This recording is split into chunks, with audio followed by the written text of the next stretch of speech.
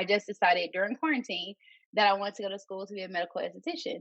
So Yeah. throughout that process, I was doing the research on school, I was applying, and my mom was just like, "Well, what are you doing?" Because I was like, "Hey, like, I need to kind of quiet in the house. I have an interview with the school." And she's like, "Wait, you're going back to school? Like, what's going on?" And a part of me didn't want to tell her until I was able to present it to her, like on Yeah. a plan. Kind of like how back when you wanted to like go somewhere with your friends on a weekend, you knew you could not come to your mom with like little bits of information. You had to come up with who, Nah. what, when, where, who picking us up, who's taking us. So I knew like, okay, this is what I really want to do. I need to come with her with it all like laid out. Yeah. And my mom was like, "What is an esthetician? So you gonna be playing on people's faces?" And I'm like, "No, I'm not just gonna be playing on people's faces." But it's just like even that she was just like, "Well, okay, I mean, if that's what you want to do, but I think you're fine with your job that you have now and things like that." And it's just like I could have took that and been like, you know what, this is dumb. I shouldn't do this. But I think once they see us pursuing what we believe in and they see like the outcome, like, oh wow, like you're really helping people or you're really doing Mhm. this, it's like, oh, okay, well that makes sense to them now. But they didn't Mhm. grow up that way. They didn't have people being fashion bloggers or making money from social media. That was Yeah. foreign to them. So Yeah. And I feel like with you doing it, it shows them that they don't have to stop dreaming too. Oh no. They don't get it. It's okay. We get it. I was like, yes, Lord, come on with the cancellations. Ooh, we going in it. Now just kidding. I don't know if you know this, but I'm black. Am I good? He's with the best of them. And he's one of my favorite men to emphasize. that entrance sounds like much more than who I actually am. So my guest of honor hails from Mississippi by way of Austin, Texas. She has deep roots and she's the only girl out of 5 brothers in her family. She's what I like to call a fashion chameleon, meaning she has an amazing way of using the art of clothing to tell a story. She serves as a fashion blogger, content creator, and personal stylist. Her styling work has been published in 2 major fashion publications, and she hosted a social media activation with Paige Denham and Create and Cultivate during South by Southwest in 2019. She's currently in school to become a medical esthetician, and her motto is, "There is nothing in nature that blooms all year long, so don't expect yourself to do so either." Today, my guest of honor is Jaleesa Bacon, better known as Lisa B. hey, hey, How thank you you for doing? having me. No problem at all. I had to get you on here because we gotta educate some people. We do. We have a lot to catch up on with, and congratulations to you on just everything. I saw the Master P piece on YouTube and everything that you've been doing for like the community, the young people. So congrats. Thank you so much. Thank you. Tell me, how has quarantine been going for you?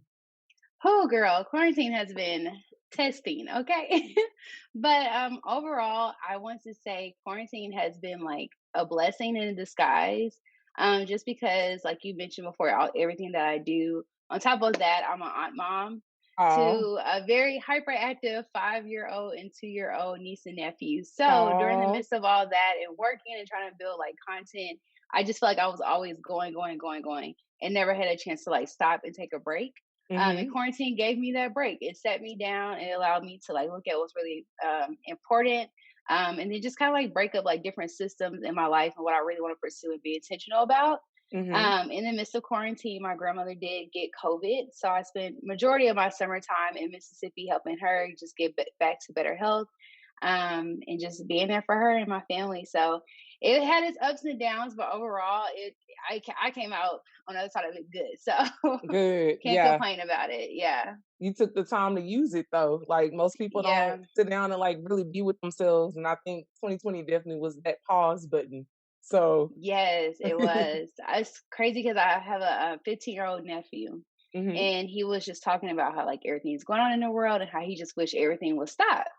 And I thought about it and I was like, this is the closest we're gonna ever get to anything ever feel like it just like stopped and paused in life. hmm It's never happened like this before. So you have to like use this time wisely. And not saying that you have to come out of here with like a new business or whatever, but like use that time just to better yourself, whatever that looks like in your day-to-day life. So Absolutely. yeah. The- that's the sad part about it. A lot of people don't want to be by themselves. And like if you learn how to be by No. yourself, you'll like yourself more.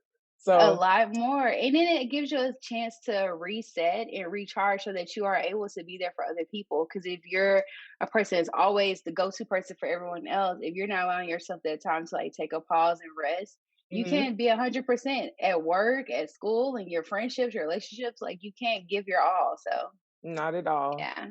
So you are from Mississippi and you live in Yes, Austin. down in the valley. Tell me about growing up in Mississippi because you know what? I feel like it's just a Yeah. different vibe down there and I love it. It is. So we only lived in Mississippi. I lived there a total of 3 years of my life, kind of broken up. So of course I was born there, and then I left Mississippi when I was going to the first grade, Mhm. and then I went back there for the fourth grade, and then after that we moved to Austin permanently. But it was a very it's a culture shock. I can honestly say when we left Mississippi and moved to Texas, I was completely green on everything, culture shock. Honestly, the biggest city that I had ever visited growing up was like Shreveport, Louisiana, or like Memphis, Wow. Tennessee. So imagine moving to a place like Dallas or Austin. I'm like, where are we? Like, I'm thinking we're like in New York or LA or something because I'm like, what is this place? Like all these highways and everything.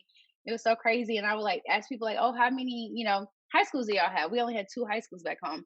And they're like, oh, it's about like 20 over here. And I'm like, Yeah. 20? Like, it's just, the whole idea of everything was literally, it's bigger in Texas. Like, the high schools look like colleges to me. Like, it was insane. So, it did take a lot to just like kind of get immersed, being around different cultures and just different people that didn't look like me because Mississippi is very black and white and it's very segregated. Yeah. So I wasn't used to going to school with Asian people, Hispanic people, and just people from all different cultures and walks of life. I wasn't used to that, but I'm grateful that we did move away and I was able to get that experience. So Yeah. And you moved to Mississippi, the capital. wherever, yeah, Mississippi will ever be home. It's like I love going out there. It's like being around my people. It like gives you that little umph you need to go for it. But as far as living there, like no, I'm glad we moved to Texas. Nah, I'm gonna come visit y'all. I love y'all, but I can't stay here. Yeah, it's like I'll be here for 4th of July, some birthdays or something, but that's it. Now that you done got Yeah, out here, that's so funny. You moved to the capital, and yeah, right. I can Yeah, and I imagine. remember going to school. It was very different because, like I said, we did kind of go back one year and to go to school there. And I remember being in Texas, and everyone's like, "You talk so country. Why do you sound like that?" But then when I went back home to Mississippi, they're like, "You sound so proper," and it's just like, Hmm. well, I'm just trying to adjust. Like, what But y'all want me to do? right. That's too funny. Well, you mentioned that you got to see a lot of different types of people, and so going to college had to be a culture shock as well. Tell me a little bit Yeah. about your background with college and how that was for you. Yeah, so honestly, my high school was like a little miniature melting pot. It's like what I like to call UTA because I remember so I went to UTA. I started in 2008. I think you came around like that year or a year Mhm. later. I remember meeting you my sophomore year, and the whole thing they were pushing was like how diverse our school was. UTA is so diverse, and it really truly was. Yeah. From different races, cultures, backgrounds, just everything. It was very diverse. But I did get a chance to experience that in high school. I went to a Hmm. very diverse high school. So I grew up in Pflugerville, Texas, which is kind of like north of Austin. And I had my experience with that, and it was great. I mean, I think one thing I've always was like taught is like to never judge someone based on like what they look like because we're all going through different things and battling different just experiences when we go home. So my mom always taught me like you be kind to people, like do not judge people, don't make fun of people. You don't know what like are going through. So I was that kid, like I was a good student. I was involved in everything, but I talked a lot in class. So it was like, well, it don't matter where the teacher moved me. I was that girl, like I was gonna find a new friend to talk to. I don't care what you Yep. look like. And so I feel like that really prepared me for college because I went to UTA. I just never met a stranger. Like I would like meet people and I'm like, oh, like we should network. I was like, oh, you would be cool to meet this person. Like they have this same thing going on.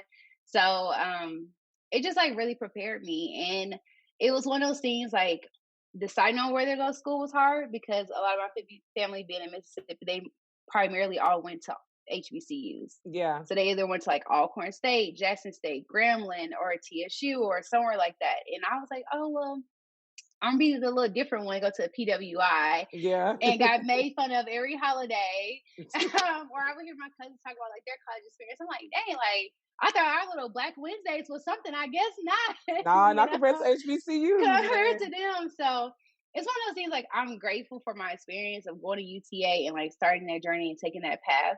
But I'm not gonna lie, deep down inside, I do be like, man, I wish I would have went to HBCU or just gave it a shot. So Yeah, that's my biggest mistake. I really honestly, I wanted to go to Clark Atlanta and I got in and ah, everything, but amount of money that I had to pay out of state costs, yes, it just wasn't, it, I just couldn't. mm, So I was like, dang, I'm gonna just go up here. But I mean, I feel yeah, like UTA was pretty good because of the right, diversity. So International School of Students is what I right. call it for It sure. definitely was, but I agree with you because my school of choice was Spelman. Couldn't Hmm. tell me no different. And I remember even being like, "Mom, we don't know nobody in your family. I can use their address," Right. like trying to figure out our way around it. But I think that just goes to show like what you're doing is so important because there are kids who have similar experiences that's like, man, I do want to go out of state to this black school, or I want to go to any school in general, Hmm. and they just don't know the resources, don't have the financial means to go there, or know Yep. that there are opportunities available for you to be able to afford to go there, and not feel like you have to give up and like either stay at home or pick your second best school of choice. Yeah. So I say go where you want to go. At the end of the day, you might be in debt. At least be in debt if you're gonna, go to where you want to go. Be in okay, debt. at least be So proud to pay Sally Mae her money back I because mean, you had a seriously. good college experience. Because I'd be like, girl, can we get a discount? Because it wasn't all that. It wasn't But I all that. mean, going to school in DFW, where we're like in the middle of the metroplex. Yeah. So it was like if we wanted to go football game, okay, go to SMU, go to TCU. If you want to go experience like some like be around your people, Paul Quinn's up the street. Even though Yep. Texas A&M Commerce isn't considered a HBCU, it's a lot of us out there. So That's it an was like HBCU. ways of it's a HBCU. Yeah, they need to Yeah. go to make it official. But and then it's like we can make drops to Houston, go to Waco, to Baylor. So I feel like we made it our own being Yeah. there. And I feel like everybody that I met at UTA, honestly, our group is so tight knit, I feel. Yes. We still are pretty connected, even though we don't see each other all the time or talk all the time. We definitely keep up with each other. So Exactly. that's what I love about UTA. They did a great job. Like we did a great job connecting with everybody. So Right. It was like a big old family. hmm It was like we might not always get along, we might fuss, we might fight, we might not agree on everything, but when we go to another school or go somewhere outside of campus, we are one. Like we yes. stick together. Yeah. So what did you study at UTA? So at UTA, I studied kinesiology, and then I changed my major to university studies, Hmm. and a minor African American studies. Okay. Yeah. What made you switch? Honestly, just figuring out what my passion was at that time. I would say like around my sophomore and junior year is when I started doing like event coordination with like different organizations I was part of, like BSA, NACWC, and just like we were hosting fashion shows and doing different like modeling things. And I was like, man, I'm really okay. I never knew that like you could go far in fashion because that's not Hmm. something that you're brought up being taught. It's like you're gonna be a teacher, a lawyer, a doctor. It's just like kind of like those kind of careers. Hmm. And I remember we did a fashion show at the Art Institute in Dallas, and I was talking to one of the advisors there, and they were just like, "Well, yeah, in fashion you can do fashion merchandising and just these different things." And it opened my eyes, like, "Wow, like okay, this seems like something I want to pursue." So I remember coming back to school, meeting my advisor, and I was like, "Do we have a fashion program?" She was like, "No, we only have interior design." And Wow. I was like, "What? Like you talking about something like it just hurt my heart." I was like, "That's it? That's That's it. all." And so it made it hard going back into like those Kines classes where I'm like, I don't really want to do this anymore. This is what I'm passionate about. So then it made it hard to be dedicated, right? Like going to Hmm. class, doing the work. It's like this isn't what I want to do anymore. So we basically just came together with a plan. And I was like, what can I do to graduate, basically? Like where I won't Yeah. lose all my credits. So I wanted to start all the way over. Like, what can I do? And so that's what made me switch to that track. And then that's when the African American Studies department was brought. Hmm. And then they were able to have a minor. So it just like completely changed. Because when we were there, like the first 2-3 years, we didn't have that program. Not at It all. came later on. Yeah, it definitely wasn't there, but I'm glad that it came when it did. So Yes. For it, sure. it definitely helped a lot of us like find ourselves, our actual selves, to Okay. get the exposure that we needed to our culture a little bit. So being around Right. our people. Tell me where the love of fashion comes from though. Like what is it about fashion for you? Yeah, fashion, honestly, the love of it comes from my family, from my mom, my aunt, my grandmother. Being from the South, I grew up Southern Baptist, so Hmm. church was it. Yeah. Church was like where you go see all your friends, where you worship together, but it was also like a mini fashion show. And I remember literally putting on my Sunday's best, like being told. And it's just like those moments I think what helped develop that love for fashion is how I would like just be like amazed at like, wow, like look how good my mom and grandma and aunt look getting dressed. And not that they didn't look good during the week, but it's like they're in the hustle bustle, like they're working to try and get us ready for school. But Sunday was like kind of like that day where it's just like, wow, like okay, black women, I see you, like you got it. And it's just like the little lessons I learned during those experiences of getting ready with my grandma, like learning how to put on stockings the right way, learning how like if you do get a run in your stockings, this is how you fix it. Or my aunt, like going on a trip, she was a traveling nurse. So she would like bring me clothes back or like necklaces, and she would be like so excited to give me these things. And it's just like from there, it like birthed. I remember my mom was telling me this story, and I didn't even remember it. But when I told her I wanted to get into blogging, she's like, I remember you used to take magazines, like Jet, Ebony magazines, and you would cut them up and you would like take the pictures you like and put them on construction paper. And you would walk around our apartment complex trying to sell them to people. And you like, this is my Wow. fashion magazine. And I was like, I did that. She was like, yes. You would just walk around. She's like, you were 6 years old and we'll be knocking on these people's doors and they will call me like, "Hey, your daughter's walking around selling this stuff. We gave her like $5 or whatever." But I'm like, wow, I didn't even know that. Like, I didn't even remember that I did stuff like that. So it That's definitely was crazy. something that just like it just continued to like build and build and build. That's so crazy because look, we have no idea. Our parents know all the juice. They know everything. All the tea, and they be holding it back from us. Yeah. Be like, we want our kid to be a doctor, so we ain't gonna tell Right. them. We just don't. But I also think it comes from them not knowing as well and them knowing Hmm. like what we're going up against. And I think at the end of the day, it's like they just want us to be happy. Yeah. But their ideal of like happiness and stability. Yeah. And Definitely. so anything that doesn't look like that's going to be stable for my child kind of scares them. And then they project those fears onto us. Yeah. And so you have to learn how like that balance of like, yes, I want to make my parents happy and things like that, but you have to make yourself happy. Like when Mhm. you get to college or anything in life, if you're doing it for someone else, that fire is going to burn out. That flame is going to go after a certain point because it's going to be Absolutely. difficult. It's going to be hard. And you need to lean on like, this is what I want to do. Not I'm doing it for and this person. Not saying that that's not bad, but it has to be for you to continue to push and have that driving force to make it happen. So true. So true. Because yeah, I can't even say nothing else to that. That is absolutely true. Yeah. What would you And it's a say? lesson, we have to y- learn it the hard way sometimes, but it's It definitely a definitely lesson. is. It's definitely a lesson because you do want to please your parents. Like, I mean, Yep. innately that's what you want to do, but with Mhm. us millennials, like I'm sure we give our parents the blues because it's like, I don't Okay. like this job, I'm leaving. Yeah, and they Like, like, "You not need to leave that job. You ain't been there but a year. You need to stick it out." It's like, "Nah, nah, I don't." And it's nah. crazy that you said it because I know, even with me recently, I just decided during quarantine that I want to go to school to be a medical esthetician. So Yeah. throughout that process, I was doing the research on school. I was applying, and my mom was just like, "Well, what are you doing?" Because I was like, "Hey, like, I need to kind of quiet in the house. I have an interview with this school," and she's like, "Wait, you're going back to school? Like, what's going on?" And a part of me didn't want to tell her until I was able to present it to her, like on Yeah. a plan.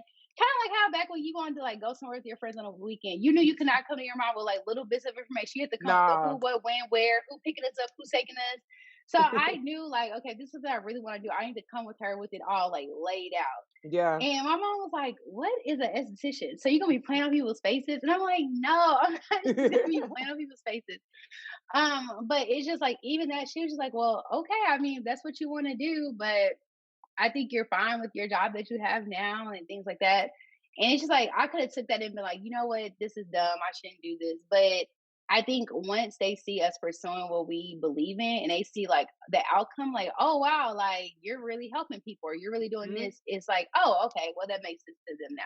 But they Hmm. didn't grow up that way. They didn't have people being fashion bloggers or making money from social media. That was Yeah. foreign to them. So, Yeah. And I feel like with you doing it, it shows them that they don't have to stop dreaming too. Like I yes. honestly believe that we help our parents with that because they did grow up in that time where it's like work in a factory, like go be a Or teacher. teach. Yep. Yeah, there's no razzle dazzle. For us, Right. we grew up in the Exactly. middle where it was the internet and it wasn't the internet. So it's like Yes. we know what to do because we have both sides. So yes. Right. Tell me a little bit more about the medical esthetician. Let them know what that is. Yeah, so basically, it's basically skincare. But through esthetician school, I'm going to learn how to do waxing, lashes, makeup application. They really give you all the tools you need, honestly, to pass like your board testing. But then from there, you can get further education on the ideas that you want to pursue. So for me personally, I want to get into like clean beauty and skincare. Eventually, I want to have like my own skincare products and just basically make a stance in the skincare and beauty community for Black women. I feel like now we are seeing more and more Black brands and brands that are for us when it comes to skincare and makeup. But Yeah. I feel like it's still not enough. Like I feel like we're just dropping a what is it, a pebble in like a puddle. Like Yeah. it's still like a huge demand, and also because Black people are monolithic. So just because this is that Black brand does not mean that all Black people are going to gravitate towards that brand. Yep. And I just remember what made me really get into skincare was I've always had pretty like normal sensitive skin. But about 3 years ago, I was going through like a traumatic experience. It was very traumatic, like stressful, and it started to affect my skin. And I woke up one morning and like literally had like white spots all over my face. Wow. And I was like, what is this? Like, I've never experienced anything like it. I called my mom because that's like the first person you call. Yeah. I'm like, sending her a picture. She was like, I don't know what that is. Um, and so going to like dermatologists and different doctors that didn't look like me, they Hmm. didn't get it as well. The treatment that they were giving me was making it worse. And it wasn't until I found like, a Black esthetician that helped me. And she was like, so basically, the products that you're using is burning your skin. Not physically, like where you feel heat, but over time, you're drying your skin out and it's burning it, and it's causing you to have these blotchy spots and hyperpigmentation. But it's also coming from stress and the things that you're eating because of the areas that you're breaking out in. And I'm like, oh, so this is like deep, deep. Like this isn't Wow. just like something that's like on like literally the surface level of your skin. This is something that's going on mentally and all throughout your body. And from there, it just like really sparked my interest into like making sure I'm not just buying beauty products because of the packaging or because it's cute or because this person's endorsing it, but actually look into the ingredients, seeing like, okay, is this going to benefit my skin or is it going to harm my skin? And I feel Yeah. like a lot of us don't get that information, and a lot of Black people, we can't afford to take care of our skin growing up. It's Yeah. not really a thing. Like, it's like if you have acne, you just got acne. Like, we don't have the resources to like go to a dermatologist or go to a esthetician to get facials done every 2 weeks, you know? So I want to just like be there to like provide those resources and definitely like help others.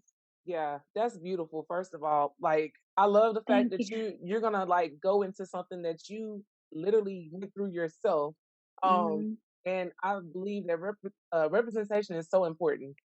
Yes. So the fact that you found someone that looks like us that could tell you the truth and not just give you Okay. stuff just like to get you out the door, like that's Hmm. amazing. And you're right, there aren't enough products on the shelf for us, and some of them Yeah. aren't owned by us. They're just like, There we go. It's just it's our face on it, but it's not owned by us. And yeah. I think one thing that I love about the esthetician that I chose to go to, she's a Black esthetician in Austin, Hmm. and she became my mentor once. And what's crazy is like, you know how we kind of have that fear. I feel like in our community, like if we want to pursue something that someone else is already pursuing, of like kind of approaching them about it because you don't know if they're gonna like kind of like gatekeep that information or be like you got to figure it out on your own. Yeah.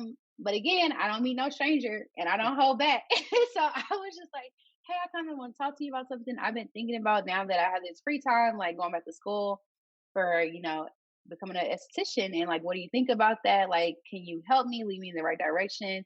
And she was like so excited to help me and was just like, you're going to do great in it, like your mission, like the purpose behind it, Hmm. anything you need, like let me know.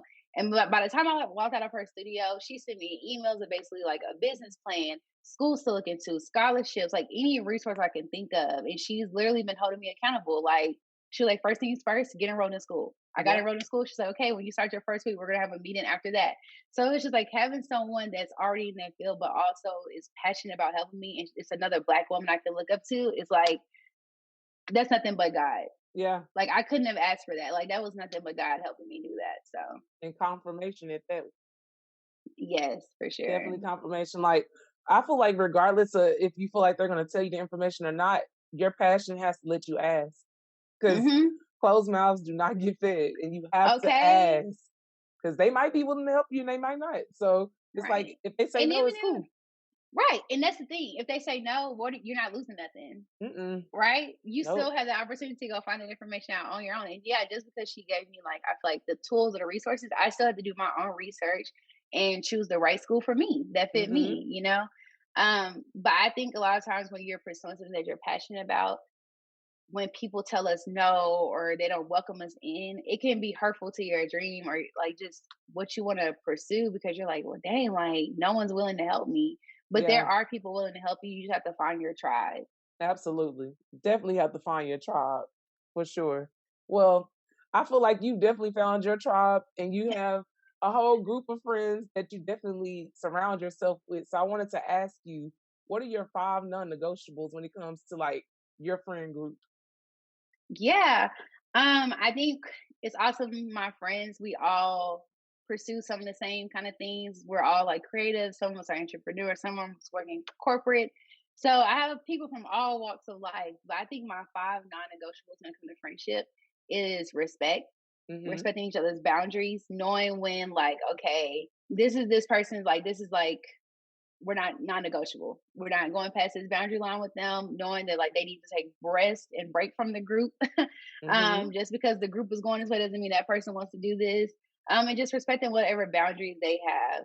Yeah. I think that's like one thing growing up was like a struggle because you'll see people kind of like pull back and that could be perceived as like, oh, you're acting funny or you don't want to be around us. It's like, no, like that's a boundary for that person. And Yeah. we gotta respect that. That doesn't make that person like fake or they don't want to be our friend anymore, but just respect their boundaries and their space.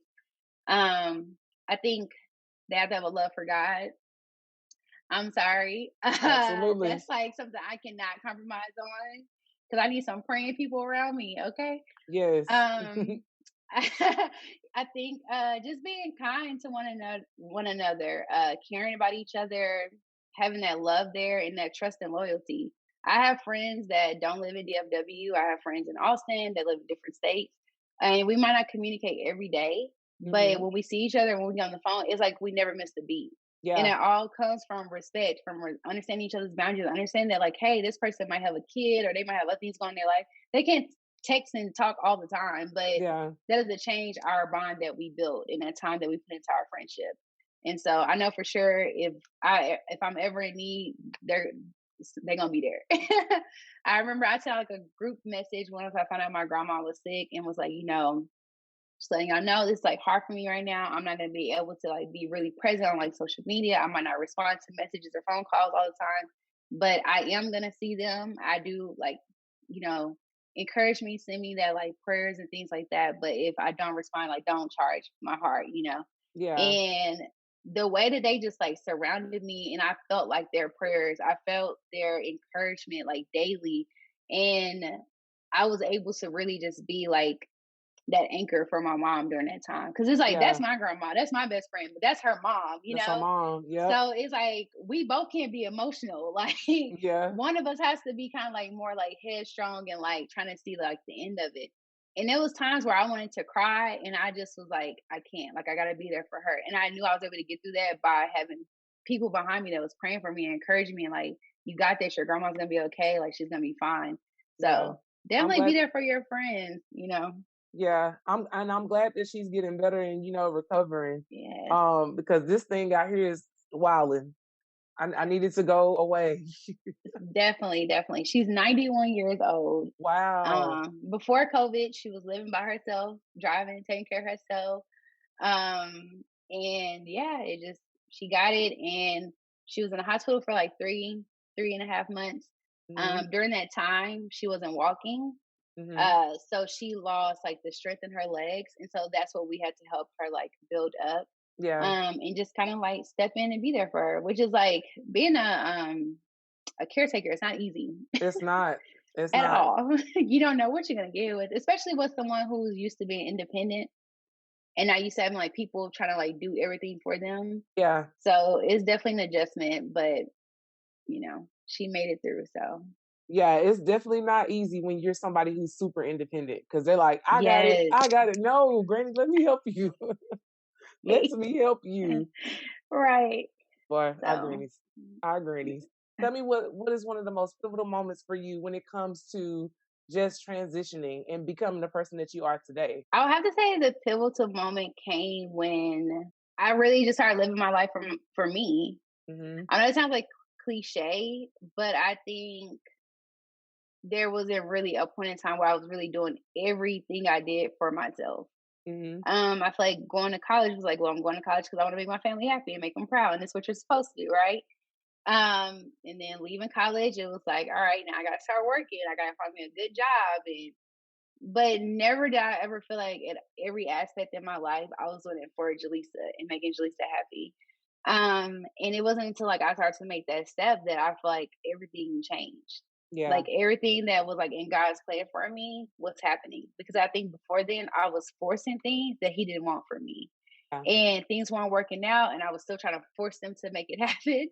And He was just like, ma'am, no. Like, Right. He'll reel so you let in. me right. So it would literally became him being like, all right, so I need to get you alone Mhm. so we can have some quality time. Cause right now you're distracted. So he started pulling people out of my life, pulling things out of my life, pulling jobs, literally everything started being pulled away from me. And at first I was like, what is happening? Like, what am I doing right? But it's just like these things aren't serving you. Right. And through it, you're not serving me. And you're not happy. You're miserable. You're doing this for what?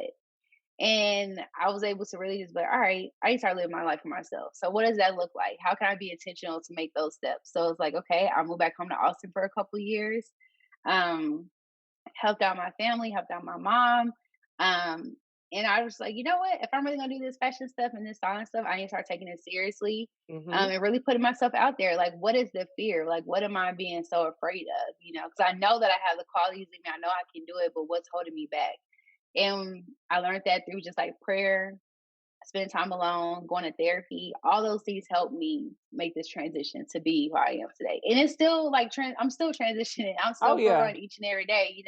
But Yeah. it's like the vision is more clear because I know my purpose. I know why I'm passionate about what I'm passionate behind.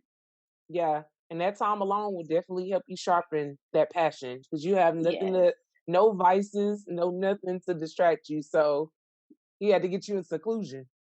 Yeah, he definitely did because it's like God wants to hear from us. He wants that relationship with us. He wants us to call on him not only in times of trouble.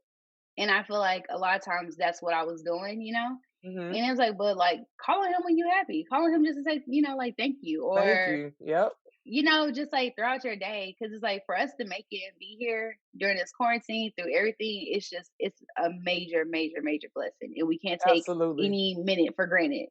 You can't because this thing is invisible and you're still here. So I feel like there's no reason why you shouldn't be chasing after everything that you want. Right. So Right. you have no time to waste. But anywho, people Look, just that's don't. a story for another day. That's a story for another day. For real, I'm like, man, you have no time to waste. Just do it. Just do it. Yeah. So I want to ask you: do you think that well, you kind of answered that already, but I'm gonna ask you anyway. Do you think Okay. that your purpose is a journey or a destination? I think my purpose is a journey. Yeah. And I would say because I really think my purpose is to help people. Hmm. Plain and simple. Yeah. I think what's happened in the past like 4 or 5 years is that the people of the world and the social media have taken the word purpose and made it something that has to be connected to like monetary value Yep. or like you give something to get something back. And I don't think that that's the purpose and like the spiritual gift God gave to us. I truly Right. think my purpose is to help people. So when I was working in retail, I was helping people, Hmm. you know? And to other people, I remember, like I said, I have friends from all walks of life. I have friends as therapists, doctors, nurses, Yep. lawyers, and I was like sometimes say to myself like, man, like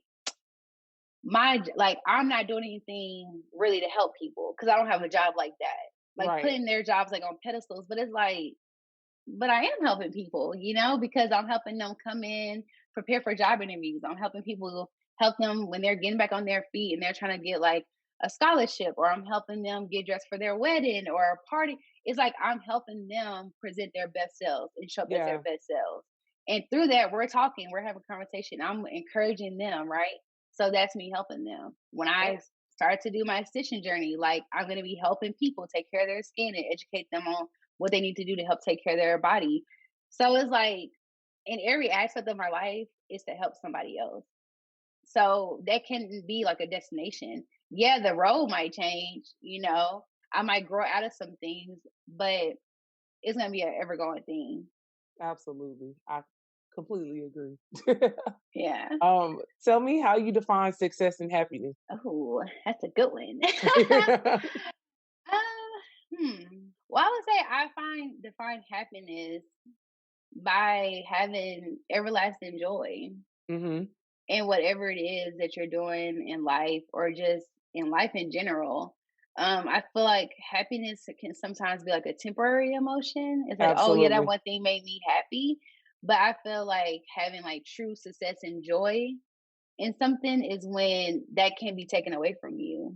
Yeah. It's like, um, yeah, this road might be hard, right? But I know on the other side of this, it's going to be great reward and great benefit. Yep. So I have joy in knowing that I just need to keep going hmm because that success is right there. And I think success doesn't look the same for everyone. No. Um, it just doesn't. And once you're able to like sit with that and get comfortable with that, you are just running your race and your marathon, and you're focusing and staying in your lane. And Absolutely. that's all you can do, and you find success in that. I agree. For me, success is just starting. Having the idea and actually Yes, initiating is for me, that's success. So, well, I my love that. yeah, I'm like, you can't lose. You just gotta Yeah. start. Gotta It's start. like you just gotta do it. hmm And do it when it's like just start. Just start by starting. It's never gonna be the right time. Cause that Never. was always my thing when I first started blogging. I was like, I need to do research. I need to go to all these like seminars and classes and hear people talk about like how they like got all this like followers and how they were able to get all these in like sponsorship. But if I'm not really actually ready to start, that's I'm wasting time, I'm wasting money, I'm wasting resources because I'm doing all that to do what? Yeah. Chase someone else's idea of a success, Yep. you know? And you'll So it's never be like just happy. start by starting. That's all you can do. And if it works out, cool. If it don't, at least you can say that you tried. But you don't want Exactly. to like keep waiting to start and now you're seeing other ideas that you have been executed and you like, well dang, like I want to do that. But you didn't start. That person Right. started. So you can't even be mad at it. Like they'd be like, I had the idea for Uber, but you didn't do it. But you So didn't do it though. So go on and get your Uber or your Lyft. and pay them their money, please. That's so funny. Right. T- uh, Right. really quick, plug your blog and everything really quick so they can know how to find you. Yes. So right now on social media, you can find me at XO_Lesa B. It is LESAB. Right now, the website is coming. I'm working on my landing page actually today. So website, everything's coming soon. I'm going through a whole rebranding. Since I got like 50, 11 jobs and things, That's I all need right. all of it to be clear on there. That's all right. But yeah, you can reach out to me for any like personal styling services, or I do event coordination as well. So it's jalisa.a.bacon@gmail.com. There you go. Yes, it's Yes. okay to do multiple things. We have multiple gifts, so You're right. I'm multi yes, hyphenated. absolutely, absolutely. That's So what UTA prepared us for. I mean, for real though, they Because prepared us for everybody we that. went to school with got like 12 jobs. We got 12 jobs. Are we working something? We gonna be successful. We gonna get Right. it. We gonna Exactly. get it going. So my last question for you is: if you knew then what you know now, would you change anything? Mm. I say I would.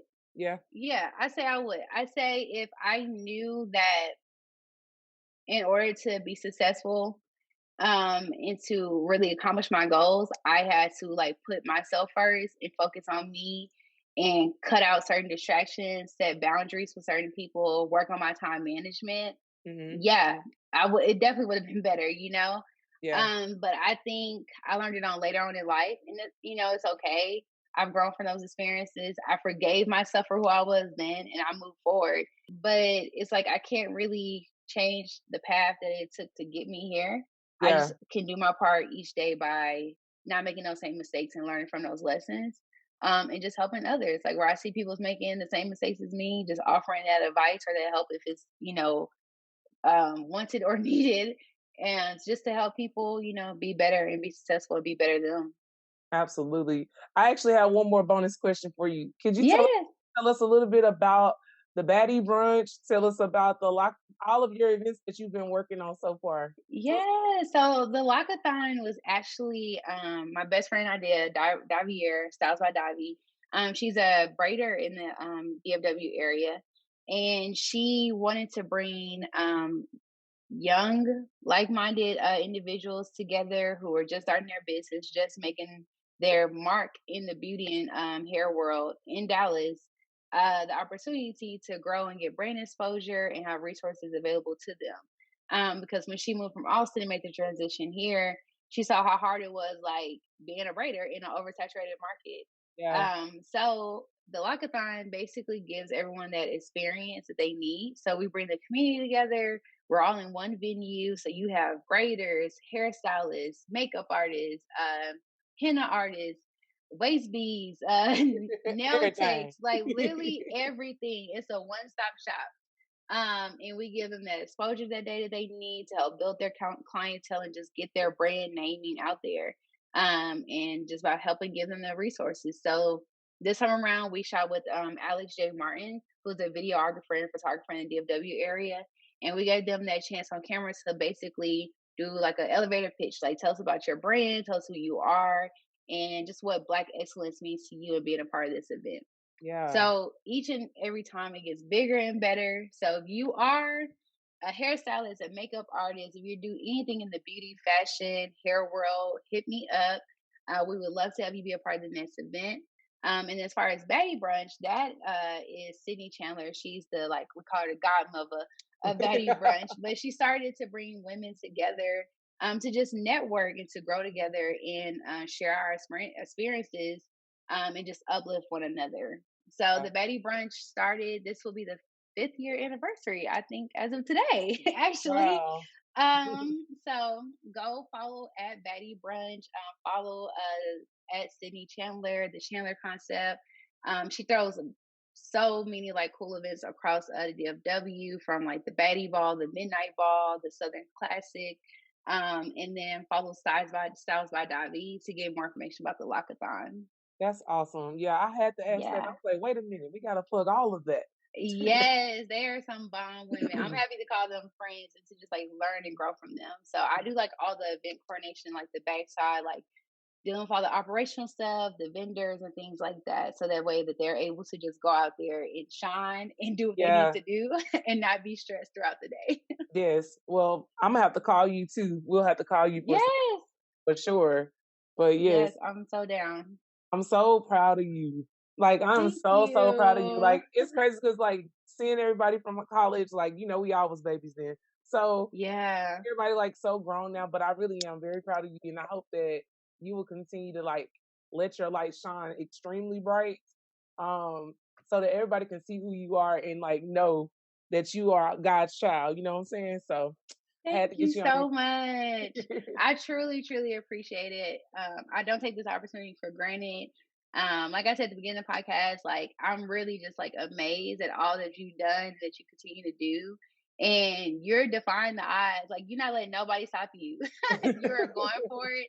And that's definitely like encouraging and motivating to see. And if anybody can say they saw it from the ground up, it is you. I remember just having class with you in college, and you definitely, I remember there was times like you just spoke life into me. And I don't think that you knew that you were doing it, but it was like giving me that push that I needed at times where Wow. I felt like I was just like, I don't know what to do. I don't know what's going on. And you always came in with a smile. You were always kind, and just very, like I said, encouraging. And it didn't matter that we didn't know each other and we just had class with each other. Every time I saw you on campus, you was like, "Hey, what's up? Like, you good? You need anything?" So just continue being that person, continue doing what you're doing to help. And in any way I can help you, in any way, any platform, just let me know. Oh, thank you. I received that. I definitely didn't know that I was doing that at all, but that's really God. It was God doing that for you. Yes. Um, Yes. yes, I received all of that. Yeah, definitely. This is my first podcast, so Is I'm it? excited. Yeah. Look at that. That's what's up. Well, welcome to the Level Up with Coach K podcast then. Thank you. Thanks All for right. having me. No problem. Bye Bye. bye.